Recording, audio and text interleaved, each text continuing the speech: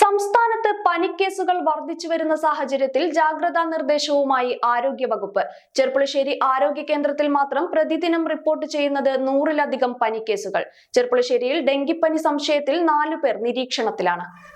സംസ്ഥാനത്ത് പനിക്കേസുകൾ വർദ്ധിച്ചു വരുന്ന സാഹചര്യത്തിൽ ആരോഗ്യവകുപ്പ് ജാഗ്രതാ നിർദ്ദേശം പുറപ്പെടുവിച്ചിരിക്കുകയാണ്.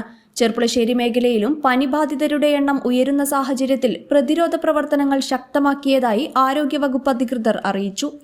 ചെർപ്പുളശ്ശേരി സാമൂഹികാരോഗ്യ കേന്ദ്രത്തിൽ മാത്രം പ്രതിദിനം 100-ലധികം പനിക്കേസുകളാണ് റിപ്പോർട്ട് ചെയ്യുന്നത്. സമീപ പ്രദേശങ്ങളിൽ നിന്നുൾപ്പെടെ നിരവധി പേരാണ് ചികിത്സ തേടി ആരോഗ്യ കേന്ദ്രത്തിലെത്തുന്നത്. അതേസമയം ചെർപ്പുളശ്ശേരി നഗരസഭാ പരിധിയിൽ ഡെങ്കിപ്പനി സംശയിക്കുന്ന 4 പേരെ ആരോഗ്യവകുപ്പ് നിരീക്ഷണത്തിലാക്കിയിട്ടുണ്ട്. 29-ാം വാർഡിൽ 2 കേസുകളും 4ഉം 8ഉം വാർഡുകളിൽ ഓരോ കേസ് വീതവുമാണ് റിപ്പോർട്ട് ചെയ്തിട്ടുള്ളത്. മഴ ശക്തമായ സാഹചര്യത്തിൽ ഡെങ്കിപ്പനി ഉൾപ്പെടെയുള്ള പകർച്ചവ്യാധികൾക്കെതിരെ പ്രതിരോധ നടപടികൾ ശക്തമാക്കിയതായി അധികൃതർ അറിയിച്ചു.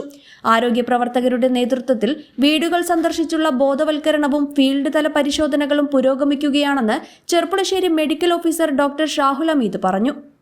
ഇപ്പോൾ നിലവിൽ നമുക്ക് പനി കേസുകൾ സാധാരണ ഒരു നോൺ സ്പെസിഫിക് ആയിട്ടുള്ള പനി കേസുകൾ നല്ലോണം വരുന്നുണ്ട്.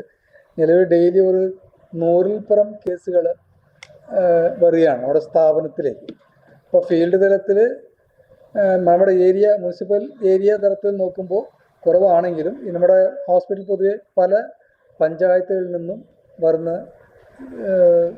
പേഷ്യൻസ് ഉണ്ട്. അപ്പോൾ കൂടുതൽ പനി കേസുകളായിട്ട് വരികയാണ്. ഇപ്പോൾ നമ്മുടെ ഏരിയയെ സംബന്ധിച്ചോളം നിലവിൽ ഒരു 4 ഡെങ്കു സംശയിക്കുന്ന കേസുകളുണ്ട്, ഡെങ്കിപ്പനിയുമായി സംശയിക്കുന്ന കേസുകളുണ്ട്. കഴിഞ്ഞ വർഷങ്ങളിൽ ഈ സമയത്ത് നല്ല പനി റേസ് ഉണ്ടായിരുന്നു. ഇപ്പോൾ വേണ്ടത്ര പ്രതിരോധ നടപടികളും പ്രവർത്തനങ്ങളും നടത്തിക്കൊണ്ടിരിക്കുകയാണ്. എന്നാൽ പോലും ഈ മഴ എങ്ങനെയാണ് ശക്തിപ്പെടുക എന്നുള്ളതൊക്കെ പറയാൻ കഴിയില്ല. എന്തായാലും നല്ല രീതിയിലുള്ള ജാഗ്രത പുലർത്തേണ്ടതാണ്. വീടുകളിലും പരിസര പ്രദേശങ്ങളിലും ചെറിയ അളവിൽ പോലും കെട്ടിക്കിടക്കുന്ന വെള്ളത്തിൽ കൊതുകുകൾ പെരുകാൻ സാധ്യതയുണ്ടെന്നും ഇത് ഡെങ്കിപ്പനി പോലുള്ള രോഗങ്ങൾക്ക് കാരണമാകാമെന്നും അദ്ദേഹം മുന്നറിയിപ്പ് നൽകി. ഇൻഡോർ പ്ലാന്റുകൾ സൂക്ഷിക്കുന്ന വീടുകളിൽ ദിവസവും വെള്ളം മാറ്റുകയും കൊതുക് വരാനുള്ള സാഹചര്യം ഒഴിവാക്കുകയും വേണമെന്നും അദ്ദേഹം നിർദ്ദേശിച്ചു.